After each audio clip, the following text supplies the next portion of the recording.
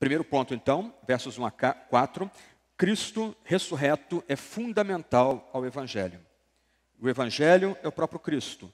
O Cristo que morreu na cruz pelos nossos pecados. O Cristo foi sepultado. O Cristo que ressuscitou ao terceiro dia dentre os mortos. E tudo isso acontecendo em cumprimento à palavra profética do Antigo Testamento.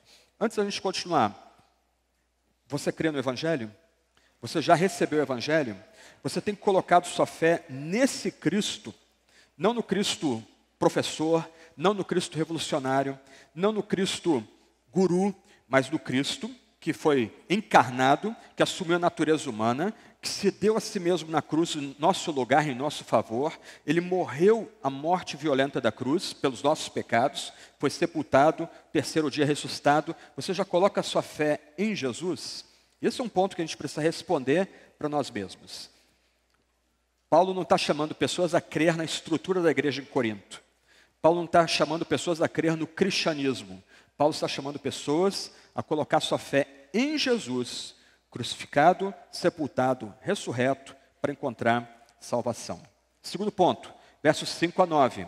Paulo agora começa a comprovar a realidade histórica da ressurreição. O que é diferente da fé cristã para outras religiões? Que a nossa fé é a fé num Deus que agiu na história. O nosso Deus criou os céus e a terra. O nosso Deus fez promessa de um mediador de sangue para nossos primeiros pais no Éden. O nosso Deus faz o patriarca Noé criar uma arca para se salvar e salvar os animais, para preservá-los da sua ira. O nosso Deus chama Abraão, ele intervém na vida de Abraão, assim como Isaac, assim como Jacó, também Moisés. O nosso Deus age na história. Nós podemos verificar essas ações de Deus na história. O que Paulo chama a atenção dos crentes em Corinto, e a nós aqui, é que a ressurreição de Cristo é um fato verificável. Ela de fato aconteceu em nossa história. O crente não precisa ficar envergonhado de ser cristão, mas ele tem agora a capacidade, junto com Paulo, de argumentar a respeito da veracidade da fé cristã. Se Cristo não ressuscitou, é vã a nossa fé. Mas se Cristo ressuscitou, nós somos chamados a crer nele e confiar nele. E Paulo começa a mostrar aqui, criando uma lista de que Cristo apareceu, de fato, ressurreto, a uma série de homens piedosos, logo após os eventos na tumba do jardim. Ele começa dizendo aí, versos 5 a 7, que Cristo apareceu 4 vezes. A ideia aí não é a aparição no coração, pós a morte de Cristo. Não, Cristo ressuscitou e pessoas viram o Cristo ressuscitado. Pessoas tocaram no Cristo ressuscitado. Meus irmãos e irmãs, o que Paulo argumenta para nós aqui é muito importante. Não basta crer que Cristo ressuscitou em nossa mente. Não basta crer que Cristo ressuscitou como tipo de espírito. O que Paulo quer argumentar aqui é que homens e mulheres, após a ressurreição de Cristo, tocaram e viram o mesmo que havia morrido, agora tendo voltado dentre os mortos, com o seu corpo reconstituído pelo poder de Deus o Pai e pelo poder do Santo Espírito. 4 vezes é mencionado que pessoas viram essa aparição, elas tocaram, elas caminharam com o Cristo ressurreto. Paulo vai mencionar, primeiro, Cefas, depois os 12 apóstolos, depois 500 irmãos. E é importante a menção aí que muitos deles ainda vivem, ainda que alguns tenham morrido. Qual é o ponto de Paulo? Mais ou menos 25 anos depois da morte e ressurreição de Cristo em Jerusalém, escrevendo agora em Corinto, na Acaia. Ele quer dizer mais ou menos o seguinte: irmãos de Corinto, prestem atenção, toda a nossa mensagem se resume em 3 sentenças. Cristo morreu pelos nossos pecados, segundo a Escritura. Cristo foi sepultado. Cristo ressuscitou dentre os mortos, segundo a Escritura. E olha, irmãos em Corinto, irmãs em Corinto, muitos que viram Cristo ressuscitado ainda estão vivos entre nós. Você pode procurar essas pessoas. Eles vão dizer que eles comeram com Jesus. Eles beberam com Jesus. Eles estavam na sala e Jesus entrou ali e eles tocaram Jesus. Um dos quadros mais impressionantes da Baixa Idade Média, do começo da Renascença, é o famoso quadro da incredulidade de Tomé de Caravaggio, onde Tomé é retratado, olhos esbugalhados, espantado, tocando na chaga de Cristo. Cristo abrindo o seu peito e Tomé botando o dedo na chaga dele. O nosso Salvador foi levantado dentre os mortos. O seu corpo foi reconstruído pelo poder de Deus, o Pai e Deus o Espírito. Ele levantou dentre os mortos. Isso é provado historicamente. Cefas o viu, os 12 o viram, 500 o viram. Mas Paulo não, continua a lista. Ele fala de Tiago.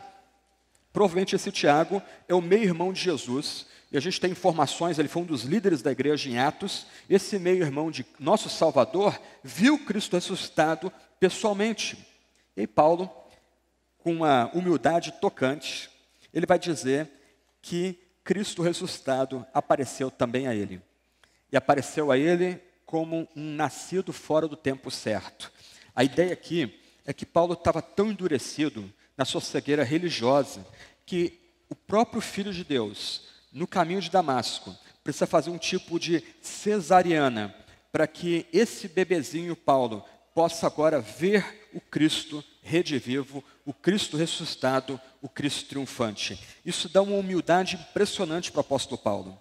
Ele vai dizer mais adiante que ele é o menor dos apóstolos. Então, o nosso apóstolo começa a mostrar para a gente aqui que a ideia da ressurreição de Cristo não é uma mera lenda, não é uma mera história piedosa, não é um mito como a história da fênix que os gregos gostavam tanto. O que torna o cristianismo distinto de todas as outras religiões, de todos os outros sistemas, é que nosso Deus ajuda a história. No tempo da plenitude do tempo certo, ele enviou seu filho, nascido da Virgem por obra do Espírito. Esse filho foi um varão de dores, e ele morre na cruz pelos nossos pecados, ele é sepultado, mas Deus não permitiu que o corpo do seu filho provasse a podridão da morte. O filho é levantado dentre os mortos triunfantemente, e isso ocorreu em nossa história. Mais uma vez, se pessoas pudessem filmar o que aconteceu no jardim, eles filmariam, ao ser rolada a pedra, o Jesus redivivo atrás daquela pedra. E Paulo é o menor dos apóstolos, o menor desses enviados por Deus para anunciar o Evangelho, porque ele perseguiu a igreja de Deus. Paulo destaca aqui que ele é um desses troféus da graça. Ele é o que é, e vamos considerar isso mais adiante, pela graça de Deus. Ele só consegue apregoar essa boa nova, essa boa notícia, pela graça, a graça que é com ele. Ele não é melhor do que nenhum dos outros para os quais Cristo apareceu.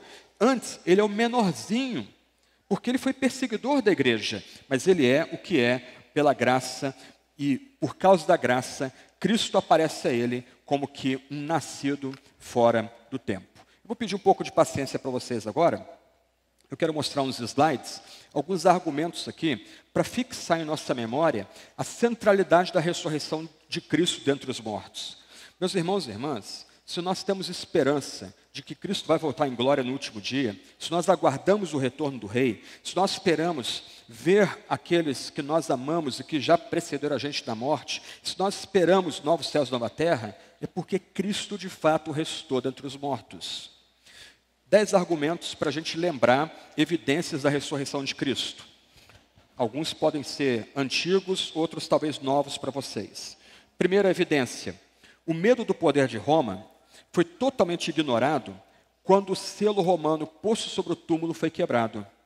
Lembra que no relato dos evangelhos, a liderança judaica, sacerdotes, fariseus, eles pedem para que uma guarda seja colocada na tumba. Homens calejados, soldados endurecidos. Lembra as torturas que eles submeteram a Jesus? Não eram crianças ou meninos, eram militares duros que foram colocados ali ao redor daquela tumba. Simplesmente, o medo de Roma não foi um fator no lacre sendo partido, significando que aquela tumba estava sob a vigilância de Roma, a pedra sendo removida. Nada disso é contado. Quando os apóstolos começam a escrever os relatos da ressurreição de Cristo, Mateus, Marcos, Lucas, João, em Atos, não há um resquício de medo do poder romano, mesmo que o poder romano tenha sido colocado para vigiar aquela tumba. Uma segunda evidência: tanto líderes judeus quanto os romanos admitiram que o túmulo estava vazio. Ninguém podia achar ou mostrar o corpo. Por isso, o silêncio dos líderes judeus foi tão significativo quanto falar dos cristãos. na literatura do final do primeiro século, na literatura do segundo século depois de Cristo, ninguém acusa os cristãos de fraude quanto à crença na ressurreição do corpo. Enquanto os cristãos apregoavam que o seu Messias ressuscitou, o nosso Salvador ressuscitou dentre os mortos, ninguém desmerecia, ninguém negava esse ponto, porque a tumba estava vazia.